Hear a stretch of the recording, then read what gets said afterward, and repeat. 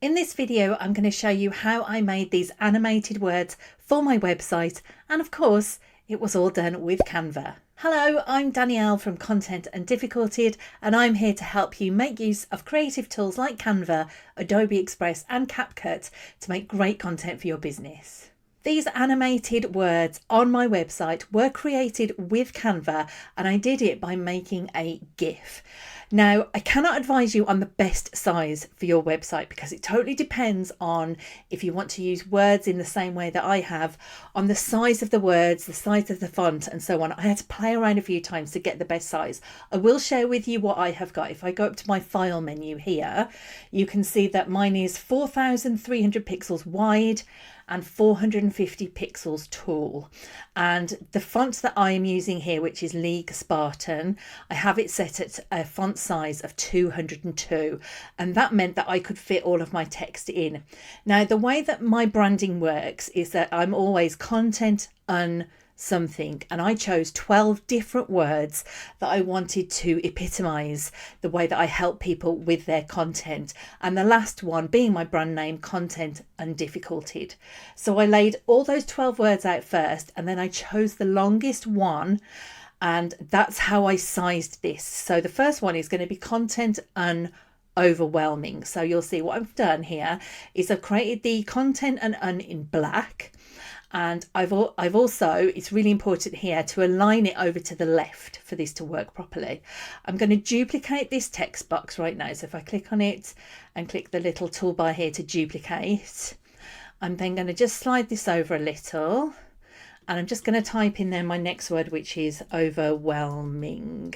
And can you see how it just fits in perfectly? And that's what I mean by I had to play around with the resize option. So if you're in Canva Pro, you can go up to resize at the top here, and you can go for custom size, and then you can play around with the width and the height until it all looks just right for the font that you're using, the font size that you're using. So once you have it set for the longest one, I then made this second part a different colour. So I'm going to change to the text colour, and I went for my branded pink here so that it stands out. And then because it's aligned to the left, I just want it to be part of the word right here. And I think that if I look there, that looks, maybe it's just a little fraction over. I'm just being picky now. What you could do is actually write the O. If I did the O next, there you go. So you can see that it actually overlaps it just perfectly if you wanted to be really picky about it. Okay, and I'm just going to delete that black O now. Okay, so there we go. I have my first word done. And then I'm going to add the animation, and that'll save me having to add it after every time I create a new page for this design. So I'm going to click on this second part of my word here, go up to animate at the top, and then I chose baseline, I believe. If I look here we go, on the left, so that the word scrolled upwards. So I choose baseline, and then I have some options here. I can animate it as the word comes in, as the word goes out, or both. Okay, and when I'm happy with that, I'm then going to duplicate the whole page. So I'm going to click down here at the bottom in my timeline. I'm going to click the three little dots, and I'm going to choose duplicate page. So I have the second one, and now all I have to do is change the word. I've put all the settings in place, and so I'm simply going to choose my next word, which is tedious. Now, because I have this massive gap now at the end of my word, because obviously it's not as long as overwhelming, what I chose to do was add some full stops here, and I'm just going to do it there. And so that just made it, for me, look a bit better on my page, so that there wasn't this huge gap on the right hand side. Now the animation is all added, that's all done. I'm simply going to click the three dots again, choose duplicate, and I'm going to keep repeating this process until all 12 of my words have been added.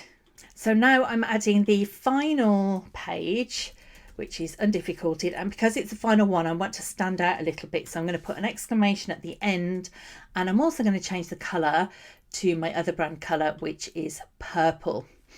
Now, to check this is working properly, we can go up to the top right here and choose play, and it will then play your GIF, and you can actually see what it will look like when it is uploaded to your website. Now I can see that's all working perfectly. So we now go to share, choose download, and then make sure the file type is a GIF. It's not an MP4 video. You want to download it as a GIF. And that means then when you come to upload it onto your website, you do it in exactly the same way as you would upload an image. You just choose the GIF and it will upload it in the same way. And then you've got this fantastic animation on your website there to catch people's eyes and make them interested in what it is that you're offering. If you've room in your inbox for just one more email, then why not get my extra and difficulted emails where I'll send you content ideas and strategy tips directly to your inbox. I'll see you in the next video.